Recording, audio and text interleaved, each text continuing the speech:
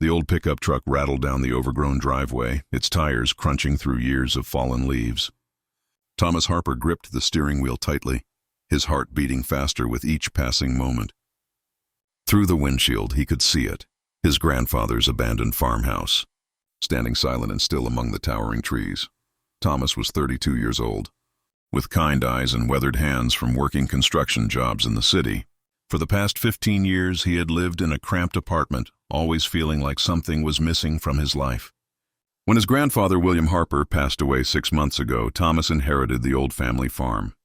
He had visited this place only once as a child, but the memory had stayed with him all these years. Now, as he pulled up to the house and turned off the engine, Thomas sat in silence. The farmhouse looked like something from another time. Ivy climbed up the stone walls, covering the windows in green curtains. The wooden front door hung slightly crooked on its hinges. 2 chimneys rose from the roof, their bricks stained with age. The whole place seemed to be holding its breath, waiting. Thomas stepped out of the truck. The air smelled of earth and rain and growing things. Birds called from the surrounding forest. He walked slowly toward the house, his footsteps quiet on the leaf-covered ground. The front steps creaked as he climbed them. When he pushed open the door, it groaned on rusty hinges. Inside, dust danced in the pale afternoon light. The furniture was still there, a faded couch, an old dining table, chairs positioned as if the family had just stepped away for a moment. Sheets covered some of the larger pieces, making them look like ghosts frozen in time. Thomas walked through the room slowly, touching the walls, feeling the history soaked into every surface. He found his grandfather's bedroom on the 2nd floor. The bed was neatly made, covered in a quilt that Thomas's grandmother had probably stitched decades ago. On the nightstand sat a pair of reading glasses and an old leather-bound book. Thomas picked up the book carefully. It was a journal filled with his grandfather's neat handwriting. He would read it later, he decided. First, he needed to explore the rest of the house. The problem revealed itself as Thomas continued his inspection. The farmhouse needed serious work. The roof leaked in several places. Windows were broken. The plumbing was ancient. The electrical system looked dangerous. Thomas was good with his hands, but this was overwhelming. He had used most of his savings just to drive out here and take time off work. Restoring this place would take months, maybe years, and money he simply did not have. That evening, as the sun began to set, Thomas sat on the front porch steps, feeling discouraged. He had dreamed of bringing this place back to life, of honoring his grandfather's memory. But reality was crushing those dreams. Maybe he should just sell the property. Some developer would probably tear down the house and build something modern. The thought made his chest ache. He decided to spend the night, even though the electricity was not working. Thomas built a fire in the living room fireplace and unrolled his sleeping bag on the floor.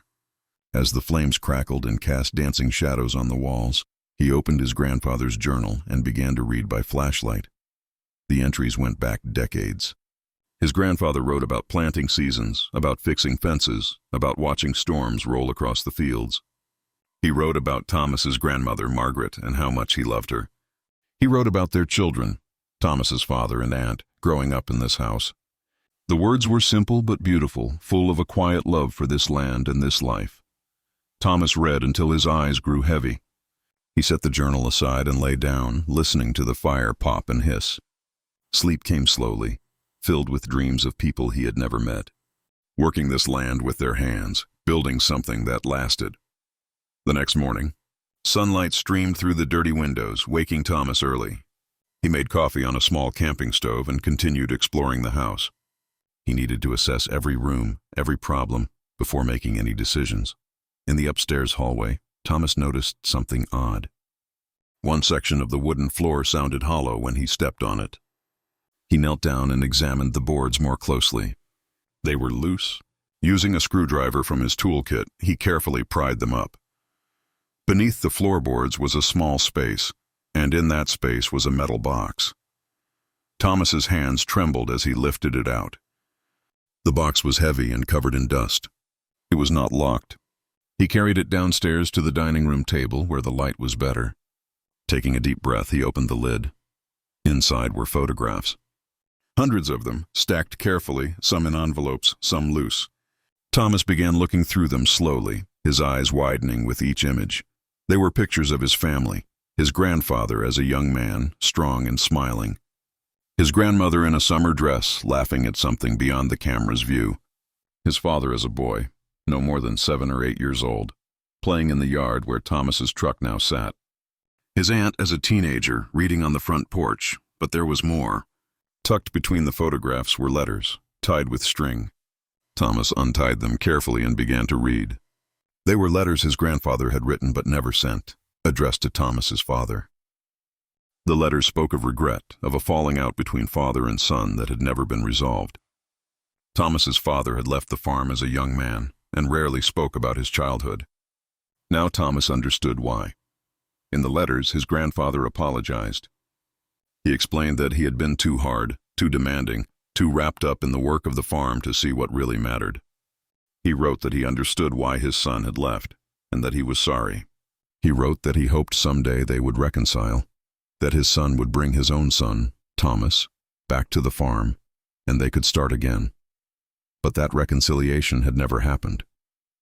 Thomas's father had died in a car accident when Thomas was only 10 years old.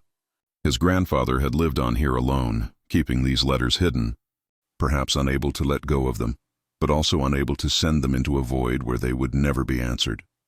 Thomas sat at that table for a long time, tears running down his face. He cried for his grandfather's loneliness, for his father's absence, for all the words that had gone unspoken.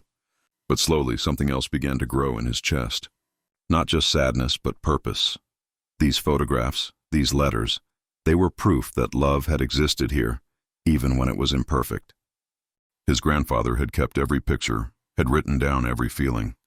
He had cared deeply, even if he had not always known how to show it. This house was not just wood and stone. It was a container for all of that love, all of that history. Thomas made his decision. Over the following months, he worked on the farmhouse every day. He fixed the roof, replaced broken windows, repaired the plumbing. He worked slowly and carefully, treating every beam and board with respect. He hung the old photographs on the walls, creating a gallery of his family's history. He framed one of his grandfather's letters and placed it by the front door. The work was hard and often lonely, but Thomas felt his grandfather's presence in every room. Sometimes he would talk to him while he worked, telling him about his progress, asking for guidance when he encountered a difficult problem. As spring turned to summer, the farmhouse began to transform. The ivy was trimmed back, the windows gleamed, and flowers bloomed in the yard. Thomas planted a vegetable garden, using seeds he found stored in the barn. He learned to love the rhythm of farm life, the early mornings, the physical work, the connection to the land. One evening, as fireflies began to dance in the twilight, Thomas sat on the front porch steps. He held a photograph of his grandfather in his hands, looking at the young man's confident smile. "I'm home, Grandpa," Thomas whispered to the photograph, to the house, to the land itself. "I'm finally home." And in the gentle breeze that rustled through the trees, in the peaceful settling of the old house around him, Thomas felt something like an answer. The farm had been waiting. The love had been waiting. And now, after all these years of absence, the Harper family had returned. The photographs buried under the floorboards had changed everything. They had shown Thomas that some things are worth saving, worth fighting for. They had given him a purpose and a place to belong. Thomas Harper had found his way back to his roots, and in doing so, he had found himself.